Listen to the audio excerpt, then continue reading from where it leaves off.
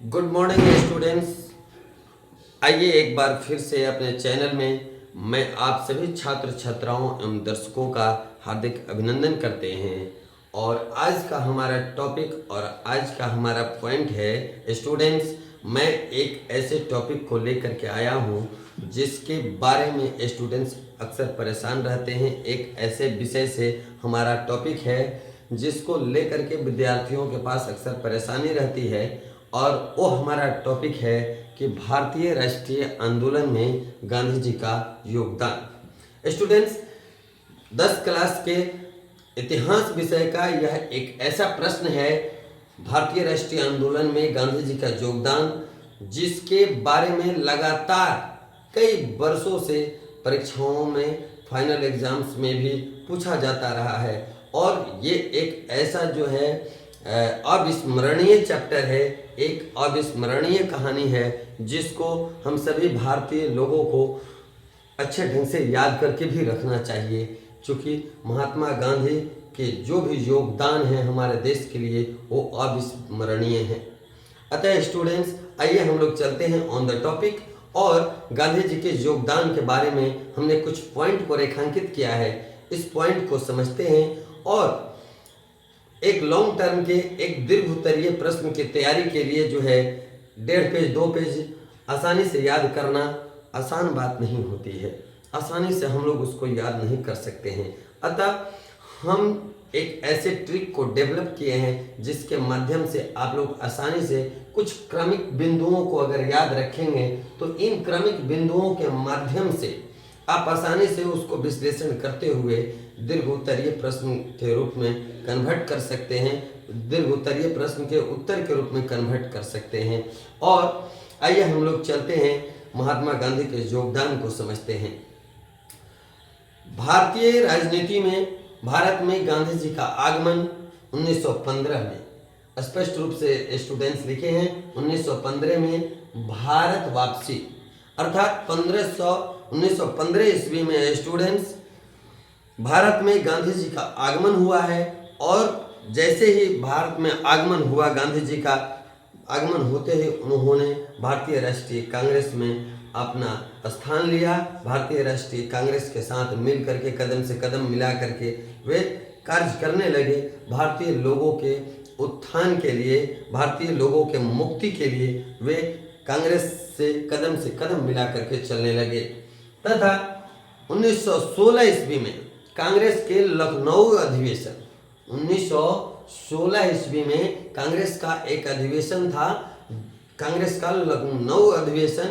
उस लखनऊ अधिवेशन में बिहार का एक किसान पहुंचा हुआ था, जिस किसान का नाम था राजकुमार शुक्ल। उस राजकुमार शुक्ल ने चंपारण की कुल कृषि समस्याओं के बारे में कांग्रेस के लोगों को अवगत कराया। वहां गांधी जी भी मौजूद थे, तथा गांधी जी से पर्सनली उन्होंने आग्रह भी किया कि आप चंपारण आए और किसानों की समस्या पर थोड़ा ध्यान दें। उनके आग्रह पर गांधी जी ने 1916 ईस्वी में चंपारण में जाने का निश्चय किया। 1916 में गांधी जी चंपारण पहुंचे भी, लेकिन गांधी जी के चंपारण में आगमन को जन शांति के लिए एक खतरा समझ करके ब्रिटिश सरकार ने क्या किया कि ब्रिटिश सरकार ने उनको अरेस्ट करने का आदेश दे दिया। अरेस्ट करने का आदेश देते ही जो है गांधी जी अरेस्ट हुए, उनको जेल जाना पड़ा। और जेल से जैसे ही वे छूटे, उनका बेल हुआ, जमानत हुई। जमानत होने के जस्ट बाद उन्होंने किसानों की समस्या हेतु जो है वहाँ के बिहार सरकार के जो भी मतलब उच्च अधिकारी थे अंग्रेजों के, उन अधिकारियों से उन्होंने बात किया और चंपारण एग्रेरियन कमेटी को गठित किया। उस चंपारण एग्रेरियन कमेटी के रिपोर्ट के अनुसार वहाँ जो भी कृषि समस्याएं थी, जैसे 3 कठिया व्यवस्था थी, नील की खेती जबरन कराई जाती थी किसानों से, इन सभी समस्याओं पर निदान दिलवाया महात्मा गांधी ने। उसके बाद गांधी जी का योगदान जो है 1917-18 में गुजरात में उन्होंने खेड़ा सत्याग्रह किया। 1917 ईस्वी में गुजरात में खेड़ा नामक एक जिला है जहाँ के किसानों ने आंदोलन किया था, और वो आंदोलन भी कुछ उसी प्रकार का था कि वहाँ के किसान जो है सरकार को लगान नहीं दे रहे थे। वहाँ के किसानों की फसल जो है बर्बाद हो चुकी थी, जिसके कारण वे सरकार को लगान नहीं दे पा रहे थे। लेकिन सरकार ये बात समझ रही थी कि किसानों को किसी ने भड़काया है, जिसके कारण ये लोग लगान देना नहीं चाह रहे थे। इसी के इन्हीं बातों के बीच ये आंदोलन चल रहा था। किसान उनको देना नहीं चाहते थे, आंदोलन चला रहे थे और सरकार उन पर विभिन्न प्रकार से दबाव बना रही थी, उन पर शिकंजे कस रही थी कि किसी न किसी प्रकार से हम इन लोगों से जो है अपना कर प्राप्त कर लें। लेकिन इसी बीच खेड़ा आंदोलन को भी, खेड़ा जो आंदोलन था उसको भी महात्मा गांधी का समर्थन प्राप्त हुआ। महात्मा गांधी ने वहाँ से खेड़ा सत्याग्रह प्रारंभ किया और खेड़ा सत्याग्रह की देन है कि उस सत्याग्रह में अच्छे ढंग से ब्रिटिश सरकार ने जांच किया, समझा और समझने के बाद ब्रिटिश सरकार को ये लगा कि नहीं, किसानों के पास में जो है फसल नहीं हुई है, जिसके कारण जो है किसान हमें कर नहीं दे पा रहे हैं और खेड़ा सत्याग्रह का पॉजिटिव रिजल्ट प्राप्त हुआ। वहाँ किसानों की समस्या खत्म हुई। ठीक उसके बाद में जो है महात्मा गांधी इस बात में जो है से जैसे ही निकले हुए थे, तब तक रॉलेट एक्ट आया। रॉलेट एक्ट का भारतीय लोगों ने विरोध किया। विरोध करने के उपरांत जो है विभिन्न जगहों पे गिरफ्तारी हुई, मारपीट हुए, दंगे हुए, विद्रोह हुए। इनके फलस्वरूप जो है जालियांवाला बाग हत्याकांड भी 1919 में ही घटित हुआ। 1919 में रॉलेट एक्ट भी आया था और 1919 ईस्वी में ही जालियांवाला बाग हत्याकांड घटित हुआ। जालियांवाला बाग हत्याकांड के घटित होते ही पूरे पंजाब में मार्शल लॉ लगा दिया गया, कर्फ्यू लागू कर दिया गया। इस प्रकार की स्थिति बना दी गई कि कोई भी 2-3 आदमी या 4 आदमी एक जगह इकट्ठा होकर नहीं रह सकते हैं। लेकिन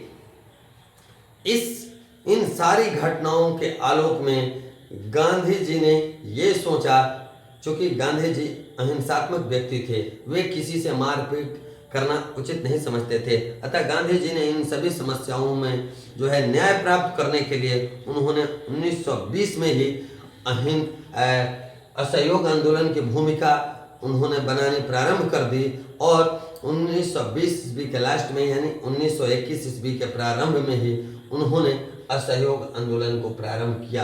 असहयोग आंदोलन गांधी जी के द्वारा स्टार्ट किया गया, शुरू किया गया। एक ऐसा आंदोलन था जिसमें समाज के सभी वर्गों का सहयोग प्राप्त हुआ। सभी वर्गों ने समर्थन किया, चाहे किसान हो, मजदूर हो, महिलाएं हो, छात्र हो, हर एक वर्ग ने इसको सपोर्ट किया, समर्थन किया और इन सभी लोगों के समर्थन के बदौलत जो है गांधी जी का जो असहयोग आंदोलन था ये एक जन आंदोलन के रूप में देखा जाने लगा। लेकिन ये आंदोलन को गांधी जी को कुछ दिनों के बाद ही, अर्थात 1 साल के बाद ही जो है इस आंदोलन को गांधी जी को रोकना पड़ा। कारण क्या था कि गांधी जी इसको रोकना तो नहीं चाहते थे, बल्कि 1922 ईस्वी में उत्तर प्रदेश जिले में एक जगह है चौरी चौरा नामक एक जगह पर एक राजनीतिक जुलूस निकल रही थी और उस राजनीतिक जुलूस पर लोगों ने कुछ पथराव किया। पुलिस वालों ने फायरिंग की। उस फायरिंग के विरुद्ध में लोगों ने पथराव किया। आक्रोशित पुलिस जो है गोलीबारी की और पुलिस वालों की गोलीबारी को देख करके गांव वालों ने आक्रोशित होकर के पूरे पुलिस को घेर लिया और घेर करके पुलिस थाने में आग लगा दी, जिसमें 22 पुलिसकर्मी मारे गए। इस घटना ने गांधी जी को बड़ी ही आहत किया। गांधी जी बड़े ही दुखी थे, जिसके कारण उन्होंने असहयोग आंदोलन को वापस ले लिया और असहयोग आंदोलन वापस होते ही गांधी जी गिरफ्तार हुए। गांधी जी के साथ साथ 30,000 आंदोलन कर्मियों को गिरफ्तार कर लिया। चूंकि इस आंदोलन को सरकार ने नाजायज घोषित कर दिया। इस आंदोलन को सरकार ने यह दिखाया कि यह आंदोलन गैर कानूनी है, जिसके तहत उन्होंने 30,000 कर्मचारियों, आंदोलनकारियों को उसने गिरफ्तार किया। साथ साथ में गांधी जी को भी गिरफ्तार किया और 6 साल के लिए गांधी जी को सजा दे दी गई। 6 साल के बाद गांधी जी 1928 ईस्वी में उनकी जमानत हुई, उनकी सजा खत्म हुई और 1928 में जब गांधी जी रिहा हुए तो उस समय देश की स्थिति कुछ उस प्रकार से थी कि जस्ट उसके बाद जो है आर्थिक मंदी जो है पूरे विश्वव्यापी आर्थिक मंदी आ चुकी थी। पूरे देश की स्थिति खराब थी, भारत से लेकर के और पूरे विश्व में जो है लोगों की आर्थिक स्थिति अत्यंत दयनीय हो चुकी थी। लोगों के पास ना ही काम था, ना ही पैसे थे, लोगों का जीना मुश्किल हो गया था। अतः गांधी जी ने सोचा क्या सविनय अवज्ञा आंदोलन के लिए इससे बढ़िया जो है पृष्ठभूमि तैयार नहीं हो सकती है। अतः गांधी जी ने अपने सविनय अवज्ञा आंदोलन की पृष्ठभूमि को तैयार किया और सविनय अवज्ञा आंदोलन की शुरुआत उन्होंने दांडी यात्रा से की। सबसे पहले उन्होंने 1930 ईस्वी में नमक सत्याग्रह के लिए दांडी यात्रा प्रारंभ की और साबरमती आश्रम से चल करके अपने 78 अनुयायियों के साथ वे चले और कई दिनों की यात्रा करने के तत्पश्चात वे दांडी तट पर पहुंचे। दांडी तट पर पहुंचने के बाद वहां उन्होंने समुद्र के जल को निकाल करके उससे नमक बनाया, खुद भी खाया, दूसरों को भी खिलाया और इस प्रकार से अंग्रेजों द्वारा लगाए गए नमक कानून को उन्होंने भंग कर दिया, खिलाफत किया। अनेक प्रकार के अंग्रेजी वस्तुओं का, अंग्रेजी चीज़ों का बहिष्कार किया गया और उसी के साथ साथ उन्होंने अपने सविनय अवज्ञा आंदोलन को आगे बढ़ाया। सविनय अवज्ञा आंदोलन गांधी जी के द्वारा स्टार्ट किया गया, प्रारंभ किया गया। दूसरा वो आंदोलन था जिसके फलस्वरूप देश के हर एक वर्ग के लोगों ने जो है में जागरूकता आ गई। देश के सभी वर्ग के लोग ये समझने लगे कि आंदोलन में भाग लेने से, आंदोलन में मदद करने से जो है हमारी गुलामी की जंजीरें खत्म हो सकती हैं। अतः समाज के हर एक वर्ग के लोगों ने अंग्रेजों के विरुद्ध गांधी जी का समर्थन किया और गांधी जी इस आंदोलन को लगातार चलाते रहे। लेकिन कुछ दिन के बदौलत ही, कुछ दिन के बाद ही इस आंदोलन की सफलता ने अंग्रेजी हुकूमत को बाध्य कर दिया कि वो गांधी जी के साथ समझौता करे और 1931 ईस्वी में लॉर्ड इरविन ने संदेश भेजा महात्मा गांधी के पास कि आप आइए, आप आंदोलन को रोक दीजिए, मैं आपकी बातें और शर्तें मानने के लिए तैयार हूँ। आइए, आप दिल्ली पहुँचिए, हमारे आपके बीच में समझौता होगी, आपकी मांगों को हम स्वीकार करेंगे। 1931 ईस्वी में गांधी जी लॉर्ड इरविन के पास में गए। 1931 में दिल्ली में उन दोनों के बीच में बैठ करके समझौता हुई और लॉर्ड इरविन और गांधी जी के बीच जो भी बातें हुई या जो भी समझौता हुआ उसको दिल्ली समझौता या गांधी इरविन पैक्ट के नाम से भी जाना जाता है, जिसको लघुत्तरीय प्रश्न के रूप में भी हम लोगों को पढ़ना है। तो दिल्ली समझौता दूसरा कुछ नहीं, बस यही है कि सविनय अवज्ञा आंदोलन की सफलता के फलस्वरूप लॉर्ड इरविन बाध्य हो गया कि वो गांधी जी के साथ समझौता करे और उसने गांधी जी को बुलवाया। दिल्ली में बुला करके लॉर्ड इरविन और गांधी जी के बीच जो भी समझौता पत्र पे बातें हुई, जो भी बातें उन लोगों ने किया, इसको दिल्ली समझौता के नाम से हम लोग जानते हैं। दिल्ली समझौता में जिन जिन बातों पर लॉर्ड इरविन ने पहल किया उसको मान करके गांधी जी ने आंदोलन को वापस ले लिया और द्वितीय गोलमेज सम्मेलन में गांधी जी ने भाग लिया ताकि जो है जो बातें हुई है उसको जो है पूर्ण रूपेण हम लागू कर सकें, साबित कर सकें।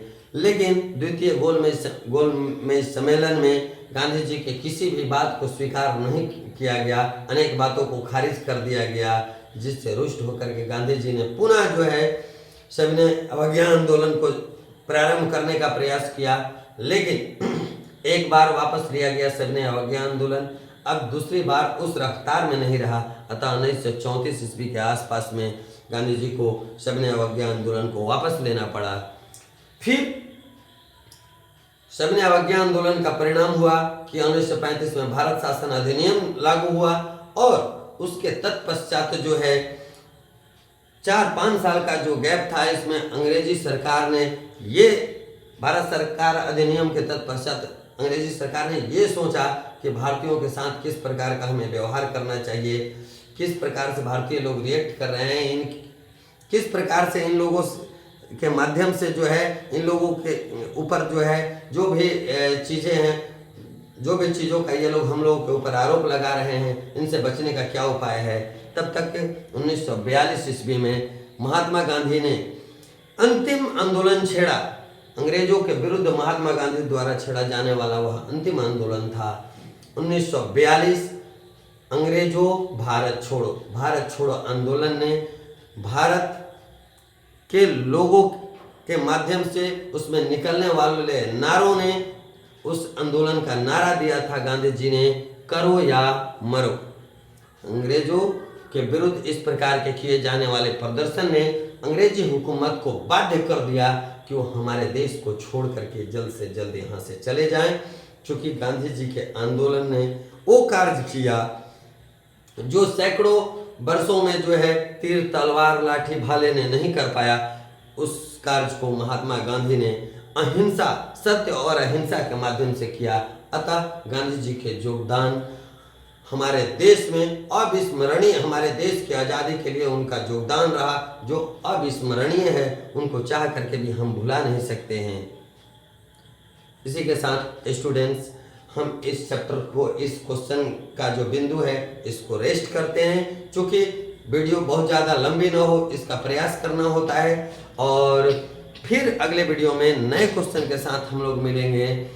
अगर आप सभी लोगों को हमारी वीडियो अच्छी लगी हो तो हमारे वीडियो को लाइक कर देंगे, सब्सक्राइब कर लेंगे, ताकि इस प्रकार के और भी वीडियोज़ जो मैं लगातार बताता रहता हूँ उस प्रकार की वीडियोज़ आपके पास पहुँचती रहे।